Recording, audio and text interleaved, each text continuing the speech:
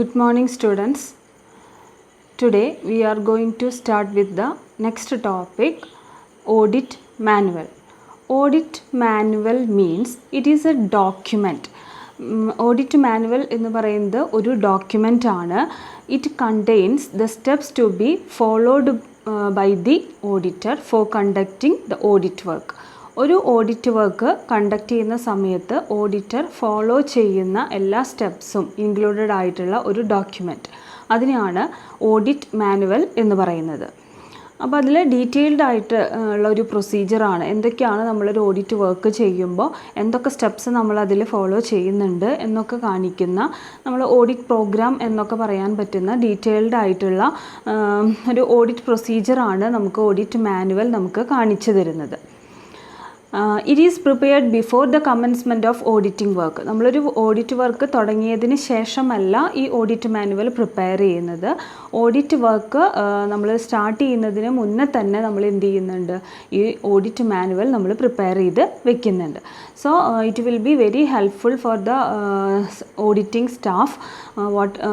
What procedure should they followed, എന്തൊക്കെ procedures അവർ follow ചെയ്യണം എന്നുള്ളതിനെ പറ്റിയിട്ട് ഒരു ക്ലിയർ കട്ടായിട്ടുള്ള ഒരു ഐഡിയ അവർക്ക് ഓൾറെഡി ഈ ഒരു ഓഡിറ്റ് മാനുവൽ പ്രിപ്പയർ ചെയ്യുമ്പോൾ അവർക്ക് കിട്ടുന്നതാണ്. സോ അവർക്ക് യാതൊരു തരത്തിലുള്ള കൺഫ്യൂഷൻസും ഇല്ലാതെ തന്നെ ഓഡിറ്റ് വർക്ക് മുന്നോട്ട് കൊണ്ടുപോകാനായിട്ട് സാധിക്കും. ദെൻ നെക്സ്റ്റ് നമ്മളുടെ ടോപ്പിക്കായിട്ട് വരുന്നത് പ്രൊസീജിയർ ഫോർ ഓഡിറ്റ്. അതായത് ഇനി നമ്മൾ ഡിസ്കസ് ചെയ്യാൻ പോകുന്നത് ഒരു ഓഡിറ്റ് വർക്ക് നമ്മൾ സ്റ്റാർട്ട് ചെയ്യുമ്പോൾ എന്തൊക്കെ പ്രൊസീജിയേഴ്സാണ് നമ്മൾ അവിടെ ഫോളോ ചെയ്യാൻ പോകുന്നത്, അതാണ് നമ്മളുടെ നെക്സ്റ്റ് ടോപ്പിക്കായിട്ട് വരുന്നത്. ദെൻ അതിൽ ഫസ്റ്റ് വൺ എന്ന് പറയുന്നത് ടിക്ക് മാർക്കാണ്. നമുക്കറിയാം, നമ്മൾ എന്തെങ്കിലുമൊക്കെ വെരിഫൈ ചെയ്യുന്ന സമയത്ത് നമ്മൾ വെരിഫൈ ചെയ്ത് കഴിഞ്ഞ ഐറ്റംസ് നമ്മൾ ടിക്ക് മാർക്ക് ഇടും അല്ലേ. ഇപ്പോൾ നമ്മൾ ബാലൻസ് ഷീറ്റിലൊക്കെ ആണെന്നുണ്ടെങ്കിൽ പോലും ഐറ്റംസൊക്കെ എടുത്തു കഴിഞ്ഞാൽ അത് നമുക്ക് അറിയാനായിട്ട്, ഐഡൻറ്റിഫൈ ചെയ്യാനായിട്ട് നമ്മൾ എന്ത് ചെയ്യും, ഓരോ ഐറ്റംസ് നമ്മൾ ടിക്ക് മാർക്ക് ഇട്ട് പോവാറുണ്ട്. അതുപോലെ തന്നെയാണ് ഇവിടെ ടിക്ക് മാർക്കിൻ്റെ കേസും പറയുന്നത്. While doing an audit work, ഒരു ഓഡിറ്റ് വർക്ക് നമ്മൾ ചെയ്യുന്ന സമയത്ത് അതിൻ്റെ ഓഡിറ്റർ അല്ലെങ്കിൽ audit staff means audit clerks അവരെന്ത് ചെയ്യും, പലതരത്തിലുള്ള വ്യത്യസ്തങ്ങളായിട്ടുള്ള ഡിസ്റ്റിങ്റ്റീവ് ആയിട്ടുള്ള ടിക്ക് മാർക്കുകൾ, അതും ഡിഫറെൻ്റ് ആയിട്ടുള്ള കളേഴ്സിലുള്ള വേരിയസ് കളേഴ്സിലുള്ള ടിക്ക് മാർക്കുകളാണ് അവരതിൽ യൂസ് ചെയ്യുന്നത്. അപ്പോൾ ഇത് ഒരു സിമ്പിളാണ്, മീൻസ് ഈ ടിക്ക് മാർക്ക് എന്ന് പറയുന്നത് ഒരു സിമ്പിളാണ്. അതായത് കംപ്ലീറ്റഡ് ആയിട്ടുള്ള വർക്ക് ഏതൊക്കെയാണ് എന്നുള്ളത് കാണിക്കാനായിട്ടാണ് നമ്മൾ ഈ ടിക്ക് മാർക്ക് ഓഡിറ്റിംഗ് ചെയ്യുന്ന സമയത്ത് എടുക്കുന്നത്. അപ്പോൾ ദെൻ ഈ ടിക്ക് മാർക്സ് നമ്മൾ യൂസ് ചെയ്യുമ്പോൾ അതിൽ എന്തൊക്കെ പോയിൻറ്റ്സ് ആണ് നമ്മൾ ശ്രദ്ധിക്കേണ്ടത് എന്നുള്ളതാണ് ഇനി പറയുന്നത്. അതിൽ ആദ്യത്തെ ഒരെണ്ണം പറയുന്നത്, he should use different types of ticks for different types of works like verification, checking, vouching, posting, balancing etcetera. അപ്പോൾ നമ്മളൊരു ഓഡിറ്റിംഗ് വർക്ക് ചെയ്യുമ്പോൾ അതിൽ കുറേ വർക്കുകൾ ഉണ്ടായിരിക്കും അല്ലേ. ഓഡിറ്റിംഗ് എന്ന് പറയുന്നത് ഒരു ഒറ്റ വർക്കല്ല, ഒരുപാട് വർക്കുകൾ കമ്പൈൻ ചെയ്തിട്ടാണ് അതൊരു ഓഡിറ്റിംഗ് വർക്കായിട്ട് മാറുന്നത്. അതായത് നമ്മൾ അതിൽ വെരിഫിക്കേഷൻ വരാം, ചെക്കിംഗ് വരാം, വൗച്ചിങ്, പോസ്റ്റിംഗ്, ബാലൻസിങ്, ഇതൊക്കെ വരുന്നതാണ് ഓഡിറ്റിംഗ് എന്ന് പറയുന്നത്. അപ്പോൾ ഇതിലത്തെ ഓരോ വർക്കിനും അവർ യൂസ് ചെയ്യുന്നത് ഡിഫറെൻറ്റ് ടൈപ്സ് ഓഫ് ടിക്സ് ആണ്. ഓരോ ഡിഫറെൻറ്റ് ടൈപ്സ് ഓഫ് വർക്ക്സിനും വേണ്ടി ഈ ഓഡിറ്റ് സ്റ്റാഫ് യൂസ് ചെയ്യുന്നുണ്ടാവുക. ദെൻ നെക്സ്റ്റ് വൺ പറയുന്നത്, ticks should be small, simple and clear. നമ്മൾ ഇടുന്ന ടിക്ക് മാർക്ക് എന്ന് പറയുന്നത് ഇങ്ങനെ വലിയ ടിക്ക് മാർക്ക്, മറ്റുള്ളവർക്ക് പെട്ടെന്ന് നോട്ടീസ് ചെയ്യാൻ പറ്റുന്ന തരത്തിലുള്ള ടിക്ക് മാർക്കൊന്നും ആവരുത്. ഇറ്റ് ഷുഡ് ബി സിമ്പിൾ ആയിരിക്കണം, സ്മോൾ ആയിരിക്കണം, അതേസമയം വളരെ ക്ലിയറും ആയിരിക്കണം. The auditor should instruct the staff that the use of these different ticks should not be disclosed to the staff to the client. ഇനി നെക്സ്റ്റ് ശ്രദ്ധിക്കേണ്ട ഒരു കാര്യം എന്ന് പറയുന്നത്, ഓഡിറ്റ് സ്റ്റാഫിന് ഇൻസ്ട്രക്ഷൻ കൊടുത്തിട്ടുണ്ടായിരിക്കും. അതായത് ഈ ഡിഫറെൻ്റ് ആയിട്ടുള്ള ഓരോ വർക്കിനും ഡിഫറെൻ്റ് ആയിട്ടുള്ള ടിക്ക് മാർക്ക് പ്രൊവൈഡ് ചെയ്യുന്നുണ്ടെന്ന് നമ്മൾ പറഞ്ഞിരുന്നു. അപ്പോൾ ഈ ഓരോ ഡിഫറെൻറ്റ് വർക്ക്സിനും നമ്മൾ പ്രൊവൈഡ് ചെയ്യുന്ന ടിക്ക് മാർക്കുകൾ ഏതൊക്കെയാണ് എന്നുള്ളത് ഒരിക്കലും നമ്മളുടെ ക്ലയൻറ്റ് കമ്പനി മീൻസ് നമ്മൾ ഏത് ഫേമിൻ്റെ ഓഡിറ്റിംഗ് ആണോ ചെയ്യുന്നത് അവരുടെ സ്റ്റാഫിന് നമ്മൾ എന്ത് ചെയ്യാൻ പാടില്ല, ഒരിക്കലും ഡിസ്ക്ലോസ് ചെയ്യാനായിട്ട് പാടില്ല. He should use ink and pencil of different colors and keep them safe in his control. ഇനി പറയുന്നത് അവിടെ യൂസ് ചെയ്യേണ്ടത് ഇങ്കോ അല്ലെങ്കിൽ പെൻസിലോ, മഷിയോ അല്ലെങ്കിൽ പെൻസിലോ നമുക്കതിന് വേണ്ടി യൂസ് ചെയ്യാം. അത് ഡിഫറെൻറ്റ് കളേഴ്സിൽ, ഓരോ വർക്കിനും ഡിഫറെൻ്റ് ആയിട്ടുള്ള കളേഴ്സുള്ള മഷിയോ അല്ലെങ്കിൽ പെൻസിലോ അവർക്ക് അവിടെ യൂസ് ചെയ്യാനായിട്ട് പറ്റും. മാത്രമല്ല ഇതൊക്കെ അവരുടെ സേഫായിട്ടുള്ള കസ്റ്റഡിയിലും അവരുടെ കൺട്രോളിലും ആയിരിക്കണം.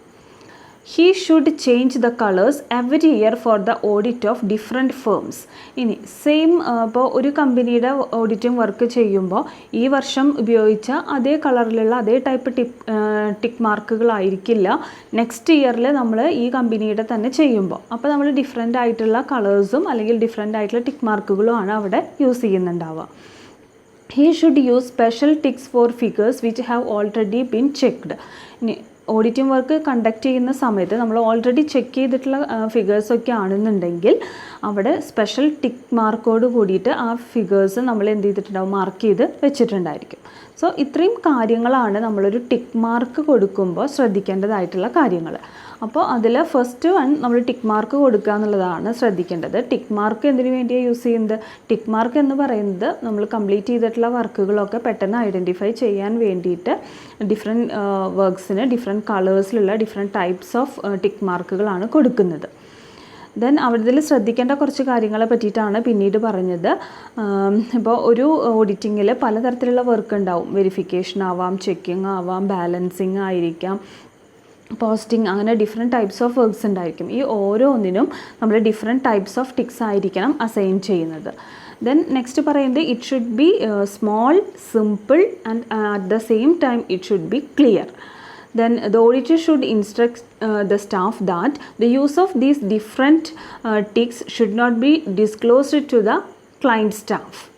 Then next one പറയുന്നത് മഷിയോ അല്ലെങ്കിൽ പെൻസിലോ, ഡിഫറെൻറ്റ് കളേഴ്സിലുള്ള മഷികളോ അല്ലെങ്കിൽ പെൻസിൽസോ യൂസ് ചെയ്തുകൊണ്ട് നമുക്ക് എന്ത് ചെയ്യാം, ഇത് ടിക്ക് ചെയ്യാം. അതേസമയം അത് അവരുടെ സേഫ് കസ്റ്റഡിയിൽ വെക്കുകയും വേണം. ദെൻ നെക്സ്റ്റ് വൺ പറയുന്നത് ഇപ്പോൾ ഡിഫറെൻറ്റ് ഫേംസിൻ്റെ വർക്കുകൾ ചെയ്യുമ്പോൾ ഓരോ വർഷവും ഈ ടിക്ക് മാർക്കിൻ്റെ കളേഴ്സും ടൈപ്സും ഒക്കെ മാറ്റിക്കൊണ്ടിരിക്കും. ദെൻ ലാസ്റ്റ് വൺ പറയുന്നത് ഓൾറെഡി ചെക്ക് ചെയ്തിട്ടുള്ള ഫിഗേഴ്സ് ആണെങ്കിൽ സ്പെഷ്യൽ ടിക്സ് മാർക്ക് വെച്ചിട്ട് നമ്മളത് മാർക്ക് ചെയ്തിട്ടുണ്ടായിരിക്കണം. നെക്സ്റ്റ് പറയുന്നത് റുട്ടീൻ ചെക്കിംഗ് ആണ്. റുട്ടീൻ ചെക്കിംഗ് എന്ന് പറയുന്നത്, routine checking means checking by the auditor of certain books and records which are common to all types of business as a routine work. അതായത് എല്ലാ type business, ഏത് type business ആയിക്കോട്ടെ, അത് സ്ഥിരമായിട്ട് നമ്മൾ മെയിൻറ്റെയിൻ ചെയ്യുന്ന അല്ലെങ്കിൽ ചെക്ക് ചെയ്യുന്ന കുറച്ച് ബുക്സ് ഓഫ് അക്കൗണ്ട്സ് ഉണ്ടായിരിക്കും. അപ്പോൾ അത് ചെക്ക് ചെയ്യുന്നതിനെയാണ് നമ്മൾ എന്ത് പറയുന്നത്, റുട്ടീൻ ചെക്കിംഗ് എന്ന് പറയുന്നത്. അപ്പോൾ അതിൽ വരുന്നത് ഏതൊക്കെയാണെന്ന് നോക്കാം. Checking of casting, sub casting, carry forward etcetera. അപ്പോൾ നമ്മളതിൽ ചെയ്യുന്നത് ഇപ്പോൾ ഓരോ ട്രാൻസാക്ഷനും ഏത് വിഭാഗത്തിലേക്ക് വരുന്നതാണ് എന്നുള്ളതൊക്കെ നമ്മൾ എന്ത് ചെയ്യും, എല്ലാം നമ്മൾ വേർതിരിക്കും. അപ്പോൾ അതുപോലെ ക്യാരി ഫോർവേഡ് ചെയ്യുക. അപ്പോൾ അതൊക്കെയാണ് ഇതിൽ വരുന്നത്. നെക്സ്റ്റ് പറയുന്നത് checking of posting into ledgers. ഇനി ഓരോ ജേർണൽസും നമ്മൾ എന്ത് ചെയ്യും, ഓരോ ട്രാൻസാക്ഷൻസും ജേർണൽസ് ആക്കും മാറ്റും. ദെൻ അത് വീണ്ടും നമ്മളത് ലെഡ്ജറിലേക്ക് പോസ്റ്റ് ചെയ്യും. അപ്പോൾ അതിൻ്റെയും ചെക്ക് ചെയ്യും. Checking of balance of accounts in the ledger. ഇനി ലെഡ്ജറിലെ ഓരോ അക്കൗണ്ട്സിൻ്റെ ബാലൻസും ചെക്ക് ചെയ്യുക. Checking of transfer of balance from the ledger to the trial balance. ആദ്യം ജേർണൽ പ്രിപ്പയർ ചെയ്യും, ദെൻ ലെഡ്ജർ പ്രിപ്പയർ ചെയ്യും, ഫൈനലി നമ്മൾ എന്ത് ചെയ്യും, ഈ ലെഡ്ജറിലെ അക്കൗണ്ട്സിൻ്റെ ബാലൻസൊക്കെ നമ്മൾ ട്രയൽ ബാലൻസിലേക്ക് മാറ്റും. സോ അതിൻ്റെ ചെക്കിങ്. അപ്പോൾ ഇത്രയാണ് നമ്മൾ റുട്ടീൻ ചെക്കിങ്ങിൻ്റെ ഭാഗമായിട്ട് ചെയ്യുന്നത്. അപ്പോൾ ഈ റുട്ടീൻ ചെക്കിംഗ് എന്ന് പറയുന്നത് it is A simple type of checking ആണ്. അതൊരു മെക്കാനിക്കലായിട്ട് ഇങ്ങനെ നടന്നുകൊണ്ടിരിക്കുന്ന ഒരു വർക്കാണ്. പക്ഷേ അതേസമയം അത് ഓഡിറ്റിംഗ് എന്ന് പറയുന്ന ഒരു വർക്കിൽ ഏറ്റവും ഇമ്പോർട്ടൻ്റ് ആയിട്ടുള്ളൊരു കാര്യവും കൂടിയിട്ടാണ്. സോ ഈ റുട്ടീൻ ചെക്കിംഗ് നമ്മൾ ചെയ്യുമ്പോൾ അതിൻ്റെ അഡ്വാൻറ്റേജ്, എന്തിനു വേണ്ടിയിട്ടാണ് നമ്മൾ ഈ റുട്ടീൻ ചെക്കിംഗ് കണ്ടക്ട് ചെയ്യുന്നത്, അതിൽ ഫസ്റ്റ് വൺ പറയുന്നത് by routine checking errors and frauds can be easily detected. Routine checking ചെയ്യുന്ന സമയത്ത് എന്തെങ്കിലും എറേഴ്സോ അല്ലെങ്കിൽ ഫ്രോഡ്സോ ഒക്കെ ഉണ്ടെങ്കിൽ വളരെ ഈസി ആയിട്ട് നമുക്കത് ഡിറ്റക്റ്റ് ചെയ്യാനായിട്ട് സാധിക്കും. It make sure that casting, posting and balancing are done correctly. ഇപ്പോൾ നമ്മൾ മുന്നേ പറഞ്ഞു റുട്ടീൻ ചെക്കിങ്ങിൽ എന്തൊക്കെയാണ് വരിക എന്ന് പറഞ്ഞിരുന്നു അല്ലേ. അപ്പോൾ അതിൽ കാസ്റ്റിംഗ് വരും, അത് പോസ്റ്റിംഗ് വരും, ക്യാരി ഫോർവേഡ്സ് ഒക്കെ വരുന്നു നമ്മൾ പറഞ്ഞിട്ടുണ്ടായിരുന്നു. സോ ആ ഓരോ വർക്ക് നമ്മൾ ചെയ്യുമ്പോഴും, അതായത് കാസ്റ്റിംഗ് ആണെങ്കിലും പോസ്റ്റിംഗ് ആണെങ്കിലും അതുപോലെ തന്നെ ബാലൻസിങ് ഒക്കെ വളരെ കറക്റ്റായിട്ട് ചെയ്യാനായിട്ട് ഈ റുട്ടീൻ ചെക്കിംഗ് നമ്മളെ സഹായിക്കുന്നുണ്ട്. Then it helps in checking the entries in the final accounts of the organization. കമ്പനിയുടെ ഫൈനൽ അക്കൗണ്ട്സിൽ നമ്മൾ എൻട്രി ചെയ്തിട്ടുള്ള എല്ലാ എൻട്രീസും അത് ചെക്ക് ചെയ്യാനായിട്ടും നമ്മളെ ഈ റുട്ടീൻ ചെക്കിംഗ് സഹായിക്കുന്നുണ്ട്. But by routine checking only minor frauds can be detected. നമ്മൾ പറഞ്ഞു ഫ്രോഡ്സോ അല്ലെങ്കിൽ എറേഴ്സോ ഒക്കെ ഉണ്ടെങ്കിൽ ഈസി ആയിട്ട് ഡിറ്റക്റ്റ് ചെയ്യാൻ പറ്റുമെന്ന് പറഞ്ഞു. പക്ഷേ അത് വലിയ വലിയ മിസ്റ്റേക്സോ അല്ലെങ്കിൽ ഫ്രോഡ്സൊക്കെ ആണെങ്കിൽ അത് അങ്ങനെ എത്ര ഈസി ആയിട്ട് നമുക്ക് ഐഡൻറ്റിഫൈ ചെയ്യാനായിട്ട് സാധിക്കില്ല. മൈനറായിട്ടുള്ള ഫ്രോഡ്സും എറേഴ്സും മാത്രമേ നമുക്ക് ഇതിൽ കൂടെ ഐഡൻറ്റിഫൈ ചെയ്യാനായിട്ട് നമുക്ക് പറ്റുള്ളൂ. മാത്രമല്ല ഇപ്പോൾ അതിൽ പലതരത്തിലുള്ള എറേഴ്സ് നമ്മൾ പഠിച്ചിട്ടുണ്ടായിരുന്നു അല്ലേ. അതിൽ തന്നെ എറർ ഓഫ് കോമ്പൻസേറ്റിംഗ് എററും അതുപോലെ എറർ ഓഫ് പ്രിൻസിപ്പിളൊക്കെ പഠിച്ചിട്ടുണ്ടായിരുന്നു. ഇതൊന്നും നമുക്ക് ഈ റുട്ടീൻ ചെക്കിംഗ് ചെയ്യുന്ന സമയത്ത് ഐഡൻറ്റിഫൈ ചെയ്യാനായിട്ട് സാധിക്കില്ല. സോ നമ്മൾ രണ്ടാമത് ഡിസ്കസ് ചെയ്തത് റുട്ടീൻ ചെക്കിങ്ങിനെ പറ്റിയിട്ടാണ്. അപ്പോൾ റുട്ടീൻ ചെക്കിംഗ് എന്ന് പറഞ്ഞു കഴിഞ്ഞാൽ എല്ലാ ഓർഗനൈസേഷനിലും റുട്ടീനായിട്ട് മെയിൻറ്റെയിൻ ചെയ്യുന്ന ചില ബുക്സ് ഓഫ് അക്കൗണ്ട്സ് ഉണ്ട്. അതിനെ ചെക്ക് ചെയ്യുന്നതിനെയാണ് നമ്മൾ എന്ത് പറയുന്നത്, റുട്ടീൻ ചെക്കിംഗ് എന്ന് പറയുന്നത്. അപ്പോൾ റുട്ടീൻ ചെക്കിങ്ങിൻ്റെ ഭാഗമായിട്ട് വരുന്നത് ഏതൊക്കെയാണെന്ന് ചോദിച്ചു കഴിഞ്ഞാൽ കാസ്റ്റിംഗ്, സബ് കാസ്റ്റിംഗ്, പോസ്റ്റിംഗ്, അതുപോലെ തന്നെ ക്യാരി ഫോർവേഡ്സ് ഇതൊക്കെ ചെക്ക് ചെയ്യും. പിന്നെ നമ്മൾ ലെഡ്ജറിലേക്ക് എടുത്ത് പോസ്റ്റ് ചെയ്യുമ്പോൾ അത് ചെക്ക് ചെയ്യും. ലെഡ്ജറിലെ അക്കൗണ്ട് ബാലൻസുകൾ ചെക്ക് ചെയ്യും. ദെൻ നെക്സ്റ്റ് പറയുന്നത് ഓരോ ലെഡ്ജർ അക്കൗണ്ടിൻ്റെ ബാലൻസും നമ്മൾ ട്രയൽ ബാലൻസിലേക്ക് എടുത്ത് എഴുതുന്നത് അതും ചെക്ക് ചെയ്യുന്നുണ്ട്. അപ്പോൾ റുട്ടീൻ ചെക്കിംഗ് എന്ന് പറയുന്നത് ഒരു മെക്കാനിക്കലായിട്ട് ചെയ്യുന്ന ഒരു ആക്ടിവിറ്റിയാണ്, അതേസമയം വളരെ ഇമ്പോർട്ടൻറ്റുമാണ്. അപ്പോൾ എന്താണ് അതിൻ്റെ അഡ്വാൻറ്റേജ് എന്ന് ചോദിച്ചു കഴിഞ്ഞാൽ, ഇങ്ങനെ റുട്ടീൻ ചെക്കിംഗ് ചെയ്യുന്ന സമയത്ത് നമുക്ക് എന്തെങ്കിലും എറേഴ്സും ഫ്രോഡ്സും ഒക്കെ ഉണ്ടെങ്കിൽ ഈസി ആയിട്ട് ഡിറ്റക്റ്റ് ചെയ്യാനായിട്ട് നമുക്ക് സാധിക്കും. അതുപോലെ തന്നെ കാസ്റ്റിംഗ്, പോസ്റ്റിംഗ്, ദെൻ ബാലൻസിങ് ഒക്കെ വളരെ കറക്റ്റായിട്ട് നമുക്ക് ചെയ്യാനായിട്ട് സാധിക്കും. അതുപോലെ തന്നെ ഓരോ കമ്പനിയുടെയും അക്കൗണ്ട്സ്, ഫൈനൽ അക്കൗണ്ട്സിലുള്ള എൻട്രീസും ചെക്ക് ചെയ്യാനായിട്ട് പറ്റും. അതിൻ്റെ ഒരു ഡിസഡ്വാൻറ്റേജ് എന്താണെന്ന് വെച്ച് കഴിഞ്ഞാൽ നമുക്ക് വളരെ മൈനറായിട്ടുള്ള എറേഴ്സും ഫ്രോഡ്സും മാത്രമേ നമുക്ക് ഇതിൽ കൂടെ ഐഡൻറ്റിഫൈ ചെയ്യാനായിട്ട് നമുക്ക് സാധിക്കുകയുള്ളൂ. അപ്പോൾ എന്തെങ്കിലും തരത്തിലുള്ള കോമ്പൻസേറ്റിംഗ് എറേഴ്സ് വന്നു പോയിട്ടുണ്ടെങ്കിലോ അല്ലെങ്കിൽ എറർ ഓഫ് പ്രിൻസിപ്പിളൊക്കെ വന്നു പോയിട്ടുണ്ടെങ്കിൽ അതൊക്കെ ഐഡൻറ്റിഫൈ ചെയ്യാനായിട്ട് വളരെയധികം ബുദ്ധിമുട്ടാണ് ഈ റുട്ടീൻ ചെക്കിങ്ങിൽ കൂടെ. നെക്സ്റ്റ് നമ്മൾ ഡിസ്കസ് ചെയ്യാൻ പോകുന്നത് ടെസ്റ്റ് ചെക്കിംഗ് ആണ്. ഇപ്പോൾ ടെസ്റ്റ് ചെക്കിംഗ് എന്ന് പറയുമ്പോൾ ടെസ്റ്റ് ചെക്കിംഗ് നമുക്ക് അപ്ലൈ ചെയ്യണമെന്നുണ്ടെങ്കിൽ അവിടെ വളരെ സാറ്റിസ്ഫാക്ടറി ആയിട്ടുള്ള ഇഫക്റ്റീവ് ആയിട്ടുള്ള internal checking system already function ചെയ്യുന്നുണ്ടെങ്കിൽ മാത്രമേ നമുക്ക് അവിടെ ടെസ്റ്റ് ചെക്കിംഗ് നമുക്ക് അപ്ലൈ ചെയ്യാനായിട്ട് സാധിക്കുകയുള്ളൂ. then it is not necessary for the auditors to a detailed check. അപ്പോൾ അങ്ങനെ ഒരു നല്ല ഇഫക്റ്റീവ് ആയിട്ടുള്ളൊരു ഇൻറ്റേർണൽ ചെക്കിംഗ് സിസ്റ്റം നമ്മളുടെ ഓർഗനൈസേഷനിൽ ഓൾറെഡി ഫങ്ഷൻ ചെയ്യുന്നുണ്ട് എന്നുണ്ടെങ്കിൽ നമുക്കൊരിക്കലും വീണ്ടും ഒരു ഡീറ്റെയിൽഡ് ചെക്കിങ്ങിന് അവിടെ പോകേണ്ടതായിട്ടുള്ള ആവശ്യമില്ല. അപ്പോൾ അവിടെ സാധാരണ ചെയ്യുന്നത് എന്ന് പറഞ്ഞു കഴിഞ്ഞാൽ യൂഷ്വലി നമ്മൾ ചെയ്യുന്നത് സാമ്പിൾസ് അതിൽ നിന്ന് സെലക്ട് ചെയ്ത് അത് മാത്രം ചെക്ക് ചെയ്യുന്ന ഒരു പ്രൊസീജിയറാണ്. അപ്പോൾ ഓരോതിൽ നിന്നും കുറച്ച് സാമ്പിൾസ് മാത്രം സെലക്ട് ചെയ്യും, എന്നിട്ട് അത് ചെക്ക് ചെയ്യുകയാണ് ചെയ്യുന്നത്. അപ്പോൾ ആ നമ്മൾ എടുത്ത സാമ്പിൾസ് കറക്റ്റ് ആണെന്നുണ്ടെങ്കിൽ ഇറ്റ് മീൻസ് ദാറ്റ് ആ പോപ്പുലേഷൻ മൊത്തത്തിൽ കറക്റ്റാണ് എന്നുള്ളതാണ്. നമ്മൾ അങ്ങനെയല്ലേ പഠിച്ചിട്ടുള്ളത്. നമ്മൾ സാമ്പിളിംഗ് പഠിക്കുമ്പോൾ പഠിച്ചിട്ടുണ്ട്, നമ്മൾ എടുക്കുന്ന സാമ്പിളിൻ്റെ ക്യാരക്ടറിസ്റ്റിക്സ് തന്നെയായിരിക്കും എൻറ്റയർ പോപ്പുലേഷനും എന്നുള്ളതാണ് നമ്മളുടെ ഒരു അസംഷൻ. അതുപോലെയാണ് ഇവിടെ ടെസ്റ്റ് ചെക്കിങ്ങിലും നമ്മൾ അസ്യൂം ചെയ്യുന്നത്. അതായത് നമ്മൾ എടുക്കുന്ന ടെസ്റ്റ് ചെക്കിങ്ങിനായിട്ട് എടുക്കുന്ന സാമ്പിൾസ് അത് ഓക്കെ, നമ്മൾ ചെക്ക് ചെയ്യുന്ന സമയത്ത് അത് ഓക്കെ ആണെന്നുണ്ടെങ്കിൽ അതിലുള്ള മറ്റുള്ള എല്ലാ എൻട്രീസും ഓക്കെ ആണ് എന്നുള്ളൊരു അസംഷനാണ് നമ്മളിവിടെ ഫോളോ ചെയ്യുന്നത്. ദെൻ അപ്പോൾ നമ്മളത് കറക്റ്റാണ്, നമ്മൾ എടുത്ത സാമ്പിൾസ് ഓക്കെ ആണ്, കറക്റ്റാണ് എന്നുണ്ടെങ്കിൽ റിമൈനിങ് എൻട്രീസൊക്കെ കറക്റ്റാണ് എന്നുള്ളൊരു അസംഷനിലേക്ക് നമ്മൾ എത്തുകയാണ് ചെയ്യുന്നത്. സോ അതിനെയാണ് നമ്മൾ ടെസ്റ്റ് ചെക്കിംഗ് എന്ന് പറയുന്നത്. ഈ ടെസ്റ്റ് ചെക്കിങ്ങിന് വേറൊരു പേരിൽ നമ്മൾ അറിയപ്പെടുന്നുണ്ട്, സെലക്റ്റീവ് വെരിഫിക്കേഷൻ എന്ന പേരിൽ നമ്മളിത് പറയുന്നുണ്ട്. അപ്പോൾ ടെസ്റ്റ് ചെക്കിംഗ് എന്നും പറയും, സെലക്റ്റീവ് വെരിഫിക്കേഷൻ എന്നും പറയും. ഇനി എന്താണ് ടെസ്റ്റ് ചെക്കിങ്ങിൻ്റെ ഫീച്ചേഴ്സ് എന്ന് ചോദിച്ചു കഴിഞ്ഞാൽ, sample entries are selected at random by the auditor. നമ്മൾ ആദ്യം പറഞ്ഞ പോലെ തന്നെ ഓഡിറ്റർ എല്ലാം ഒന്നും ചെക്ക് ചെയ്യില്ല. അവർ റാൻഡമായിട്ട് കുറച്ച് എൻട്രീസ് മാത്രം സെലക്ട് ചെയ്തിട്ടാണ് അവിടെ ചെക്കിങ്ങിന് വിധേയമാക്കുന്നത്. The auditor uses his discretion and personal judgment for adopting test checking depending upon the situation. ഇവിടെ ടെസ്റ്റ് ചെക്കിംഗ് വേണോ അല്ലെങ്കിൽ ഡീറ്റെയിൽഡ് ചെക്കിംഗ് വേണോ എന്നുള്ളതൊക്കെ ഇവിടെ ഓഡിറ്റർ ഓരോ സിറ്റുവേഷൻ അനുസരിച്ചിട്ട് അവരുടെ ഡിസ്ക്രിപ്ഷൻ, അവരുടെ ഒരു തീരുമാനം അല്ലെങ്കിൽ അവരുടെ ഒരു പേഴ്സണൽ ജഡ്ജ്മെൻറ്റിൻ്റെ മുകളിലാണ് ഇങ്ങനൊരു ഡിസിഷനിലേക്ക് എത്തുന്നത്. Test checking is done only if there is an effective system of internal check. അപ്പോൾ ഓർഗനൈസേഷനിൽ ഓൾറെഡി ഒരു effective internal checking system function ചെയ്യുന്നുണ്ടെങ്കിൽ മാത്രമാണ് നമുക്ക് ഈ ഒരു ടെസ്റ്റ് ചെക്കിംഗ് നമുക്ക് അവിടെ അപ്ലൈ ചെയ്യാനായിട്ട് സാധിക്കുകയുള്ളൂ. Auditor does not check all the records but select a few which are representative in nature. ഇവിടെ എന്താ ചെയ്യുന്നത്, ഓഡിറ്റർ ഒരിക്കലും എല്ലാ റെക്കോർഡ്സും ചെക്ക് ചെയ്യുന്നില്ല. സെലക്റ്റഡ് ആയിട്ടുള്ള കുറച്ച് സാമ്പിൾസ് എടുത്ത് അതുമാത്രം, അതായത് മീൻസ് ആ ഒരു സാമ്പിൾസിന് നമ്മളൊരു റെപ്രസെൻറ്റേറ്റീവായിട്ട് എൻറ്റയർ പോപ്പുലേഷൻ്റെ റെപ്രസെൻറ്റേറ്റീവായിട്ടാണ് നമ്മളതിനെ കൺസിഡർ ചെയ്യുന്നത്.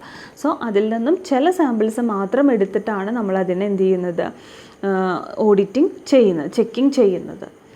If the selected entries are correct, all entries are deemed to be correct. അതങ്ങനെയാണല്ലോ, നമ്മൾ ചെക്കിങ്ങിനായിട്ട് റാൻഡമായിട്ട് സെലക്ട് ചെയ്ത് എടുത്തിട്ടുള്ള സാമ്പിൾസ് അത് ചെക്ക് ചെയ്യുന്ന സമയത്ത് അത് കറക്റ്റ് ആണ് എന്ന് തോന്നുകയാണെന്നുണ്ടെങ്കിൽ that means all other entries are deemed to be correct. മറ്റുള്ളതും കറക്റ്റ് ആണ് എന്നുള്ള ഒരു അസംഷനാണ് നമുക്ക് വരുന്നത്.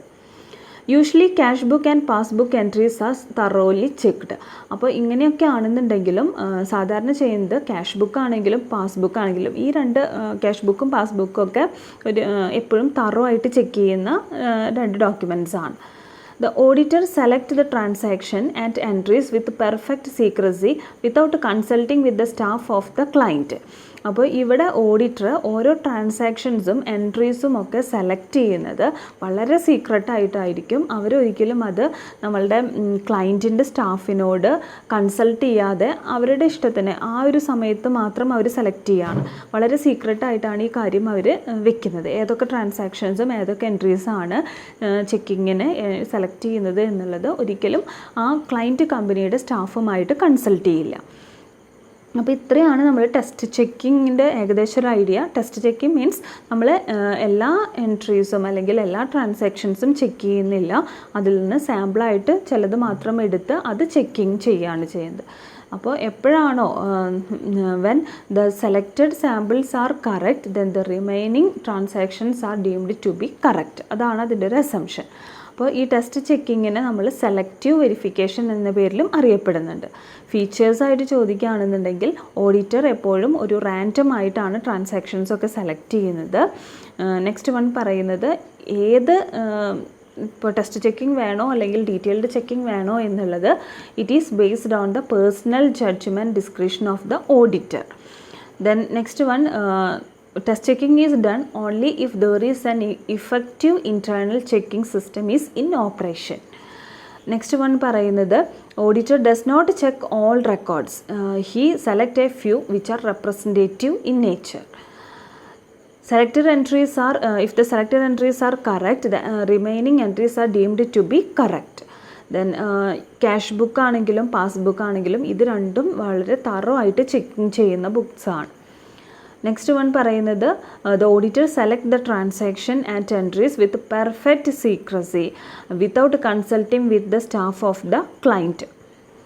നെക്സ്റ്റ് എന്താണ് ഇതിൻ്റെ അഡ്വാൻറ്റേജ്? ഇങ്ങനെ നമ്മൾ ടെസ്റ്റ് ചെക്കിങ് ചെയ്യുന്നത് കൊണ്ട് എന്തൊക്കെ അഡ്വാൻറ്റേജസ് ആണ് ഉള്ളതെന്നാണ് പറയുന്നത്. Test checking save time and effort അല്ലേ. ഒബ്വിയസ്ലി നമുക്ക് എല്ലാ ട്രാൻസാക്ഷൻസും ചെക്ക് ചെയ്യണ്ട എന്നുള്ളത് കൊണ്ട് നമുക്ക് അത്രയും ടൈമും വേസ്റ്റ് ആവുന്നില്ല, അതുപോലെ തന്നെ ഒരുപാട് എഫേർട്ടും എടുക്കേണ്ട ആവശ്യമില്ല.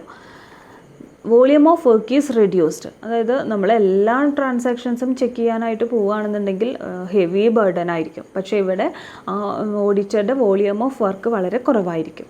Scope and area of test checking can be greatly extended. നമുക്ക് വേണമെന്നുണ്ടെങ്കിൽ ഇപ്പോൾ ഏത് ഏരിയയിൽ നിന്ന് നമുക്ക് സെലക്ട് ചെയ്യണം എന്നുള്ളതൊക്കെ നമുക്ക് എക്സ്റ്റെൻഡ് ചെയ്യാനായിട്ട് സാധിക്കും.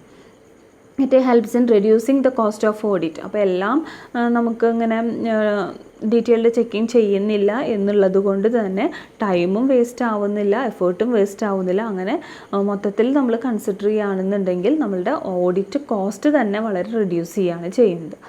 The auditor can undertake different audit easily and simultaneously. അപ്പോൾ ഓഡിറ്റർ പലതരത്തിലുള്ള ഓഡിറ്റ് വർക്ക് വളരെ ഈസി ആയിട്ടും സൈമിൾട്ടേനിയസ് ഒരേ സമയത്തും അവർക്ക് ചെയ്യാനായിട്ട് സാധിക്കും. കാരണം ഒരു ഹെവി വർക്ക് ലോഡൊന്നും അവിടെ വരുന്നില്ല. ടെസ്റ്റ് ചെക്കിങ് മാത്രം ചെയ്യുമ്പോൾ സൈമിൾട്ടേനിയസ് ആയിട്ട് പാരലലായിട്ടുള്ള വർക്കുകളും ചെയ്യാനായിട്ട് സാധിക്കും. It helps the auditor to arrive at definite conclusions easily. അപ്പോൾ വളരെ പെട്ടെന്ന് തന്നെ വളരെ ക്ലിയർ ആയിട്ടുള്ള ഒരു കൺക്ലൂഷനിലേക്ക് എത്താനും ഓഡിറ്ററിനെ സഹായിക്കുന്നുണ്ട്. അപ്പോൾ ഇത്രയാണ് നമ്മളുടെ അഡ്വാൻറ്റേജസ് ആയിട്ട് നമ്മൾ പറയുന്നത്. സോ അഡ്വാൻറ്റേജസ് മീൻസ് അഡ്വാൻറ്റേജസ് ഏതൊക്കെയാണെന്ന് ചോദിച്ചു കഴിഞ്ഞാൽ ടൈമും എഫേർട്ടും നമുക്ക് റെഡ്യൂസ് ചെയ്യും, ഓട്ടോമാറ്റിക്കലി കോസ്റ്റ് റെഡ്യൂസ് ചെയ്യാൻ സഹായിക്കും.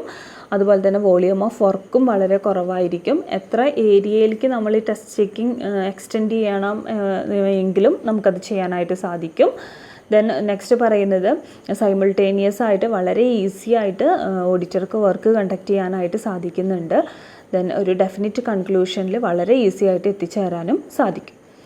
നെക്സ്റ്റ് വൺ നമ്മൾ പറയുന്നത് ഡിസഡ്വാൻറ്റേജ് ആണ്. അപ്പോൾ അഡ്വാൻറ്റേജസ് ഉണ്ട് എന്ന് പറയുന്ന പോലെ തന്നെ നമുക്കതിന് ഒരുപാട് ഡിസഡ്വാൻറ്റേജസും ഉണ്ട്. അപ്പോൾ ഏതൊക്കെയാണ് നമുക്ക് ഡിസഡ്വാൻറ്റേജസ് എന്നുള്ളത് നോക്കാം. ഫസ്റ്റ് വൺ പറയുന്നത് since the test checking is based on sample items it is possible that all the errors and frauds may not be detected. അപ്പോൾ നമ്മൾ പറഞ്ഞു നമ്മൾ ഒരിക്കലും ഡീറ്റെയിൽഡ് ആയിട്ടുള്ളൊരു ചെക്കിങ്ങിന് പോകണില്ല. റാൻഡമായി ചിലത് സെലക്ട് ചെയ്ത് അത് മാത്രമാണ് നമ്മൾ ചെക്കിങ് ചെയ്യുന്നത്. ചിലപ്പോൾ നമ്മൾ സാമ്പിളായിട്ട് എടുത്ത ഐറ്റംസ് ഒക്കെ ആയിരിക്കും, പക്ഷേ മറ്റുള്ള ട്രാൻസാക്ഷൻസ് എറേഴ്സും ഫ്രോഡ്സും ഒക്കെ ഉള്ളതായിരിക്കാം. സോ നമുക്കത് അത്ര അങ്ങോട്ട് ഡിപ്പെൻഡബിൾ അല്ല. സോ എറേഴ്സും ഫ്രോഡ്സും ഒന്നും മുഴുവനായിട്ട് നമുക്ക് ഈ ടെസ്റ്റ് ചെക്കിങ്ങിൽ കൂടെ നമുക്ക് ഡിറ്റക്റ്റ് ചെയ്യാനായിട്ട് സാധിക്കില്ല. Test checking may lead to carelessness among the staff of the client because they know that all the entries will not be checked in detail. അപ്പോൾ ഇവിടെ പറയുന്നത് നമ്മുടെ ക്ലയൻറ്റ് കമ്പനിയുടെ സ്റ്റാഫിന് അവർ കെയർലെസ് ആവാനുള്ള ചാൻസ് കൂടുതലാണ്. കാരണം അവർക്ക് ഓൾറെഡി അറിയാം ഓഡിറ്റർ ഒരിക്കലും ഒരു ഡീറ്റെയിൽഡ് ചെക്കിങ് ചെയ്യാൻ പോണില്ല. ചില ഐറ്റംസ് മാത്രം സെലക്ട് ചെയ്തിട്ടാണ് ചെക്കിങ് ചെയ്യുന്നത്. സോ അവരെന്ത് ചെയ്യില്ല, വളരെ കെയർലെസ് ആയിട്ട് ഒന്നും അപ്ഡേറ്റ് ചെയ്ത് പോവാതെ ഇരിക്കാനുള്ള ചാൻസ് കൂടുതലാണ്. It is not suitable for small business house where the entries and records are comparatively few. അപ്പോൾ ഇപ്പോൾ നമ്മളുടെ ചെറിയൊരു സ്ഥാപനമൊക്കെ ആണെന്നുണ്ടെങ്കിൽ നമുക്ക് അങ്ങനെ ഒരു ഡീറ്റെയിൽഡ് ചെക്കിങ്ങിൻ്റെ ഒന്നും ആവശ്യമില്ല. ടെസ്റ്റ് ചെക്കിങ്ങിൻ്റെ ആവശ്യമില്ല. നമുക്ക് ഡീറ്റെയിൽഡ് ചെക്കിങ് തന്നെ ചെയ്യാം. കാരണം അവിടെ ട്രാൻസാക്ഷൻസ് ഒക്കെ വളരെ കുറവായിരിക്കും. അപ്പോൾ സ്മോൾ ഓർഗനൈസേഷന് ഈ ടെസ്റ്റ് ചെക്കിങ് സ്യൂട്ടബിൾ അല്ല. അതേസമയം ഒരുപാട് ട്രാൻസാക്ഷൻസ് ഉള്ള ഒരു വലിയ ഓർഗനൈസേഷൻ ആണെന്നുണ്ടെങ്കിൽ അവിടെ ആയിരിക്കും ഈ ടെസ്റ്റ് ചെക്കിങ് കൂടുതലായിട്ട് സ്യൂട്ടബിൾ ആവുക. As the entire records are not checked, suspicion and doubts will remain in the mind of the auditor. അപ്പോൾ ഓട്ടോമാറ്റിക്കലി നമുക്കറിയാം നമ്മൾ എല്ലാതൊന്നും ചെക്ക് ചെയ്യണില്ല. സോ ഓഡിറ്ററുടെ മനസ്സിൽ എപ്പോഴും ആ ഒരു സംശയം ഉണ്ടായിരിക്കും. നമ്മൾ റാൻഡമായിട്ട് എടുത്തിട്ടുള്ള ട്രാൻസാക്ഷൻ മാത്രമായിരിക്കുമോ കറക്റ്റായിട്ട് വന്നിട്ടുണ്ടാവുക, മറ്റുള്ളതിൽ എന്തെങ്കിലും എറേഴ്സോ ഫ്രോഡ്സോ ഒക്കെ ഉണ്ടോ എന്നുള്ളത് എപ്പോഴും ഓഡിറ്ററുടെ ഉള്ളിൽ ഒരു സസ്പിഷൻ മീൻസ് ഒരു സംശയമായിട്ട് എപ്പോഴും കിടക്കുന്നുണ്ടായിരിക്കും. കാരണം നമ്മൾ മുഴുവനായിട്ട് ഒരു ചെക്കിങ് ഒരിക്കലും ചെയ്യുന്നില്ല. നമ്മൾ റാൻഡമായിട്ട് സെലക്ട് ചെയ്തത് മാത്രമേ നമ്മൾ ചെക്കിങ് ചെയ്യുന്നുള്ളൂ. സോ എപ്പോഴും ആ ഒരു സംശയം, ഒരു ഡൗട്ട് എപ്പോഴും ഓഡിറ്ററുടെ ഉള്ളിലുണ്ടായിരിക്കും. All the limitation of sampling techniques are there in test checking. അപ്പോൾ നമ്മൾ സാമ്പിളിംഗ് പഠിച്ചിട്ടുണ്ട്. അപ്പോൾ സാമ്പിളിങ്ങിൻ്റെ എന്തൊക്കെ ഡിഫക്റ്റ് സാമ്പിളിങ്ങിനുണ്ടോ അതൊക്കെ ഇവിടെ ടെസ്റ്റ് ചെക്കിങ്ങിനും വരുന്നത് തന്നെയാണ്. അപ്പോൾ ഇത്രയാണ് ഡിസഡ്വാൻറ്റേജ് പറഞ്ഞത്. ഡിസഡ്വാൻറ്റേജ് ആയിട്ട് നമ്മൾ പറയുന്നത് നമ്മൾ വളരെ കുറച്ച് ഐറ്റംസ് മാത്രം സെലക്ട് ചെയ്യുന്നത് കൊണ്ട് മറ്റുള്ളതിൽ എറേഴ്സും ഫ്രോഡ്സും വരാനുള്ള ചാൻസ് കൂടുതലാണ്. മാത്രമല്ല ക്ലയൻറ്റ് കമ്പനിയുടെ സ്റ്റാഫ് കെയർലെസ് ആവാനുള്ള ചാൻസ് കൂടുതലാണ്. കാരണം അവർക്ക് ഓൾറെഡി അറിയാം ഒരിക്കലും ഓഡിറ്റർ ഒരു ഡീറ്റെയിൽഡ് ചെക്കിങ്ങിന് പോകുന്നില്ല. അപ്പോൾ അതുകൊണ്ട് തന്നെ ടെസ്റ്റ് ചെക്കിംഗ് ആണ് അവിടെ വരിക എന്നുള്ളത് അറിയാവുന്നത് കൊണ്ട് അവരുടെ ഭാഗത്തു നിന്ന് കെയർലെസ് വരാനുള്ള ചാൻസ് ഉണ്ട്. ദെൻ നെക്സ്റ്റ് പറയുന്നത് ചെറിയ ബിസിനസ് സ്ഥാപനങ്ങൾക്ക് ടെസ്റ്റ് ചെക്കിംഗ് അത്ര സ്യൂട്ടബിൾ ആയിരിക്കില്ല. അതുപോലെ തന്നെ നമ്മൾ മുഴുവൻ റെക്കോർഡ്സും ചെക്ക് ചെയ്യാത്തത് കൊണ്ട് തന്നെ ഓഡിറ്ററുടെ മനസ്സിൽ എപ്പോഴും ഒരു ഡൗട്ടും ഒരു സംശയമൊക്കെ എപ്പോഴും ഉണ്ടായിരിക്കും. ദെൻ നമ്മൾ സാമ്പിളിങ്ങിന് പറയുന്ന എല്ലാ ലിമിറ്റേഷനും ഏതിനും ഉണ്ട്, ഈ ടെസ്റ്റ് ചെക്കിങ്ങിനും ഉണ്ടായിരിക്കും. നെക്സ്റ്റ് വൺ സർപ്രൈസ് ചെക്കാണ്. അപ്പോൾ സർപ്രൈസ് ചെക്ക് എന്ന് പറഞ്ഞാൽ നമുക്ക് ഏകദേശം പറയുമ്പോൾ തന്നെ ഒരു ഐഡിയ കിട്ടിയിട്ടുണ്ടായിരിക്കും. ഓഡിറ്റർ എന്ത് ചെയ്യാണ്, ഒരു സർപ്രൈസ് വിസിറ്റാണ് നമ്മളുടെ ഓർഗനൈസേഷനിൽ ചെയ്യുന്നത്. അതായത് മുൻകൂട്ടി ഒന്നും പറയാതെ വന്നിട്ട് ഇമ്പോർട്ടൻ്റ് ആയിട്ടുള്ള റെക്കോർഡ്സൊക്കെ ചെക്ക് ചെയ്ത് പോവുക. അതിനെയാണ് നമ്മൾ സർപ്രൈസ് ചെക്സ് എന്ന് പറയുന്നത്. അപ്പോൾ institute of chartered accounts of India recommend ചെയ്തിട്ടുണ്ട് ഇങ്ങനെ ഇടയ്ക്കിടയ്ക്ക് സർപ്രൈസ് വിസിറ്റുകൾ കണ്ടക്ട് ചെയ്യണം. അങ്ങനെ ചെയ്യുകയാണെന്നുണ്ടെങ്കിൽ ഓഡിറ്റിങ്ങിൻ്റെ ക്വാളിറ്റിയും അതിൻ്റെ ഇഫക്റ്റീവ്നെസ്സും ഒക്കെ ഇമ്പ്രൂവ് ചെയ്യാനുള്ള ചാൻസ് ഉണ്ട് എന്നാണ് പറയുന്നത്. അപ്പോൾ സാധാരണ ഈ ക്യാഷ് ബുക്ക്, അതുപോലെ തന്നെ നമ്മൾ കമ്പൽസറി ആയിട്ട് മെയിൻറ്റെയിൻ ചെയ്യേണ്ട ചില രജിസ്റ്റേഴ്സ്, ഈ നമ്മുടെ investment records, wage sheet, payroll, stock registers, ഇതൊക്കെയാണ് സാധാരണ സർപ്രൈസ് വിസിറ്റിൽ വന്നിട്ട് ചെക്ക് ചെയ്യുന്ന റെക്കോർഡ്സ് അല്ലെങ്കിൽ ഡോക്യുമെൻറ്റ്സ് എന്ന് പറയുന്നത്. അപ്പോൾ ഇവിടെ ഇങ്ങനൊരു സർപ്രൈസ് വിസിറ്റ് ചെയ്യുന്നതിൻ്റെ ഒരു ഉദ്ദേശം എന്ന് പറയുന്നത് then the staff of the client company will become more alert, അല്ലേ? എപ്പോഴാണ് അവർ ചെക്കിങ്ങിന് വരിക എന്നുള്ളത് നമുക്ക് പറയാൻ പറ്റില്ല. So they will become more alert, vigilant, punctual ആയിരിക്കും. അതുപോലെ തന്നെ അപ് ടു ഡേറ്റ് ചെയ്യാനും അവർ ശ്രമിക്കും. The auditor can also get an idea about the defects or shortcoming of the internal check system in the organization. മാത്രമല്ല നമ്മൾ പറഞ്ഞു already internal check system ഉണ്ടായിരിക്കും എന്ന് പറഞ്ഞു. അപ്പോൾ അതിനെന്തെങ്കിലും ഷോർട്ട് കമ്മിങ്സോ എന്തെങ്കിലും ഡിഫക്റ്റുകളോ പോരായ്മകളോ ഒക്കെ ഉണ്ടെങ്കിൽ ഓഡിറ്റർക്ക് അത് വളരെ പെട്ടെന്ന് തന്നെ അതിനെപ്പറ്റിയൊരു ഐഡിയ കിട്ടാനും ഈ സർപ്രൈസ് ചെക്സ് നമ്മളെ സഹായിക്കാറുണ്ട്. ഇനി പറയുന്നത് അഡ്വാൻറ്റേജസ് ഓഫ് സർപ്രൈസ് ചെക്കാണ്. ഇങ്ങനെ സർപ്രൈസ് ചെക്ക് ചെയ്യുന്നത് കൊണ്ടുള്ള അഡ്വാൻറ്റേജസ് എന്തൊക്കെയാണ്? അപ്പോൾ ഫസ്റ്റ് വൺ നമുക്ക് പറയാനുള്ളത്, നമ്മളുടെ ക്ലയൻറ്റ് സ്റ്റാഫിന് മുകളിൽ ഒരു മോറൽ ചെക്കിങ് അവിടെ പോസിബിളാണ്. കാരണം അവർക്കറിയില്ല എപ്പോഴാണ് സർപ്രൈസ് വിസിറ്റ് വരിക എന്നുള്ളത് അറിയാത്തത് കൊണ്ട് തന്നെ അവർ വളരെ അലേർട്ടായിരിക്കും, വിജിലൻ്റ് ആയിരിക്കും, പഞ്ച്വൽ ആയിരിക്കും, അത് അപ്ഡേറ്റ് ചെയ്യാനും നോക്കും.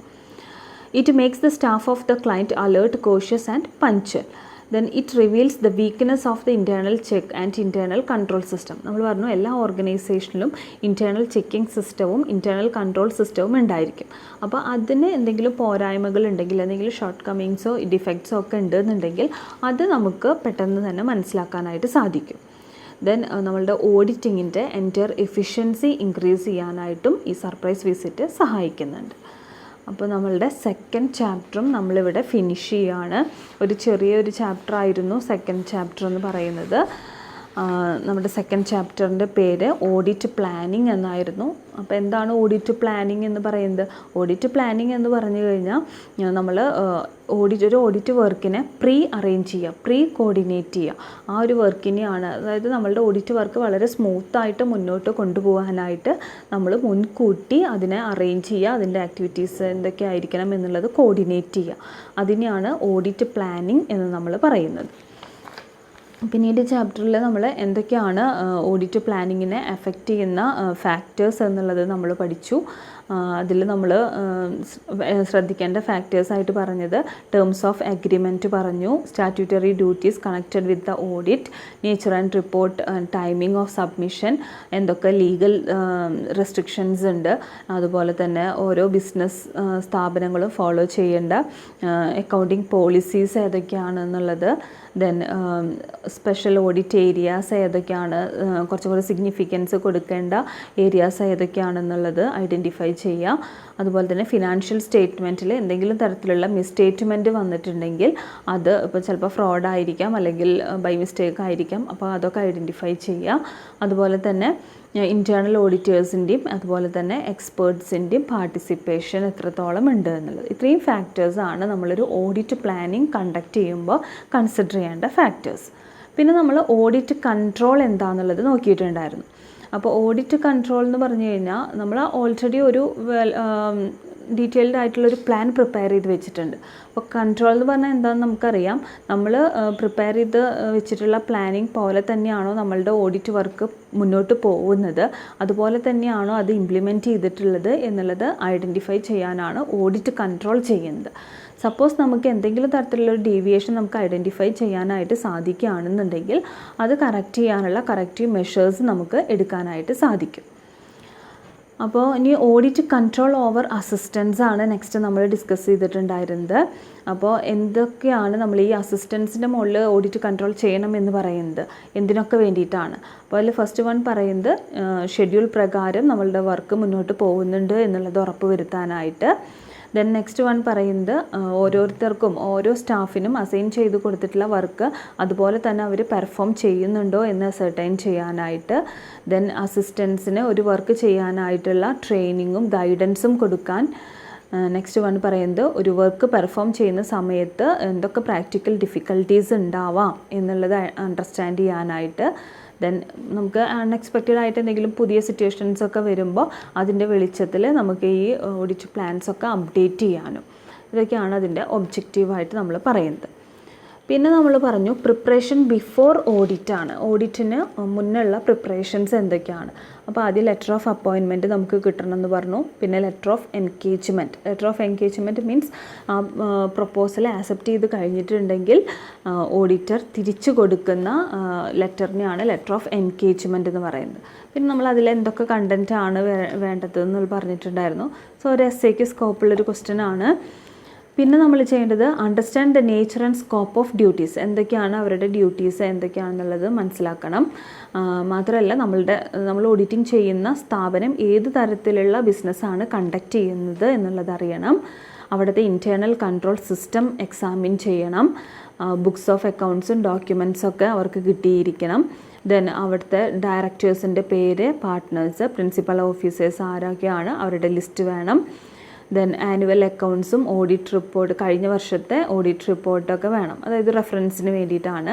ദെൻ ലീഗൽ ഡോക്യുമെൻറ്റ്സ് എന്ന് പറയുമ്പോൾ articles of association, memorandum of association, partnership ആണെന്നുണ്ടെങ്കിൽ പാർട്ട്ണർഷിപ്പ് ഡീഡ്, അതൊക്കെ ഇൻസ്പെക്റ്റ് ചെയ്യണം.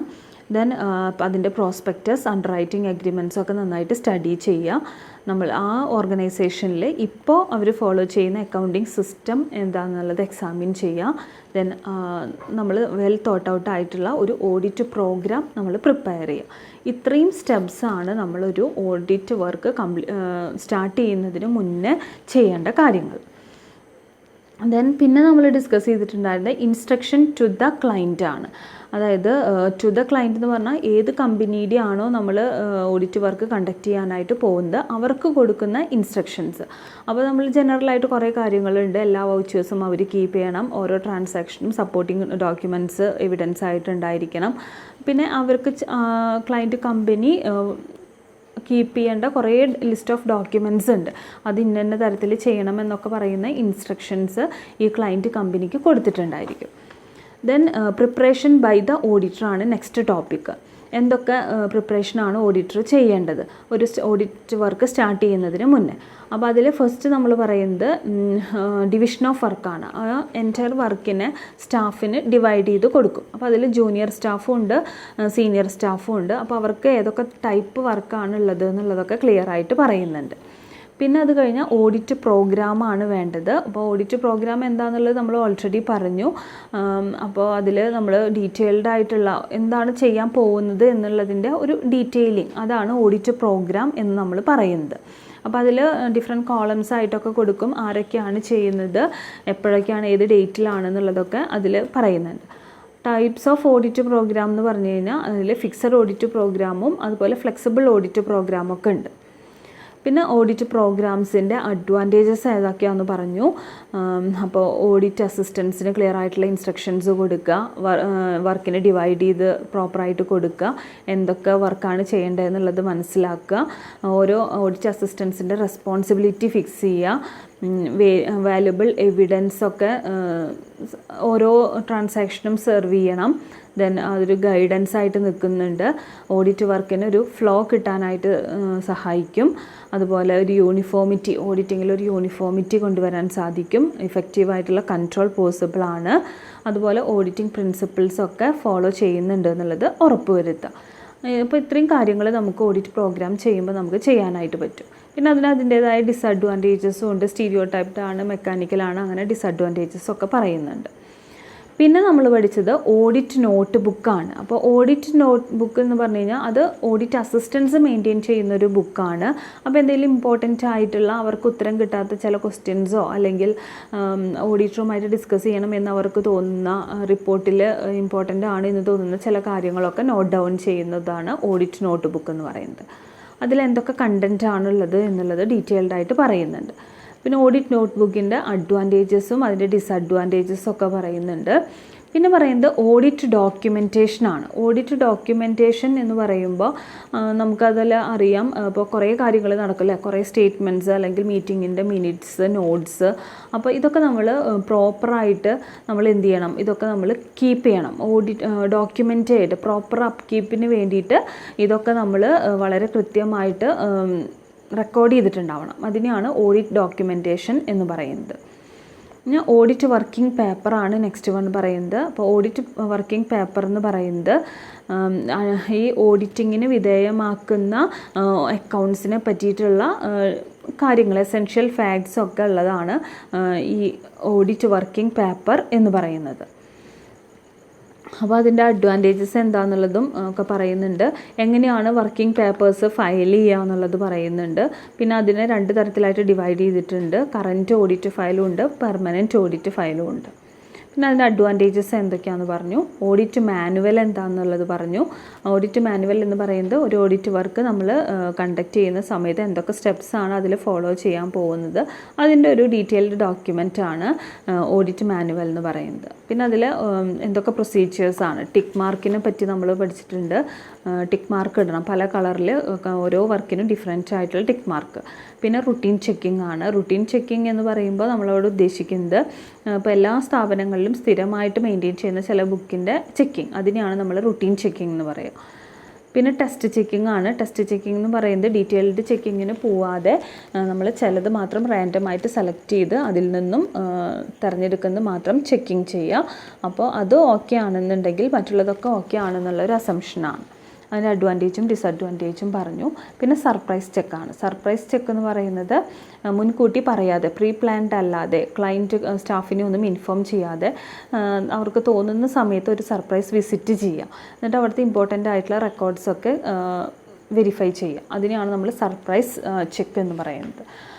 പിന്നെ അതിൻ്റെ അഡ്വാൻറ്റേജ്, ഇങ്ങനെ സർപ്രൈസ് ചെക്ക് ചെയ്യുന്നത് കൊണ്ടുള്ള അഡ്വാൻറ്റേജസ് എന്തൊക്കെയാണെന്നുള്ളത് ക്ലിയർ ആയിട്ട് പറയുന്നുണ്ട്. അപ്പോൾ വളരെ ചെറിയൊരു ചാപ്റ്ററാണ്. അപ്പോൾ എല്ലാവരും നന്നായിട്ട് വായിച്ച് നോക്കുക, നന്നായി പഠിക്കുക. അപ്പോൾ that's for today. Thank you.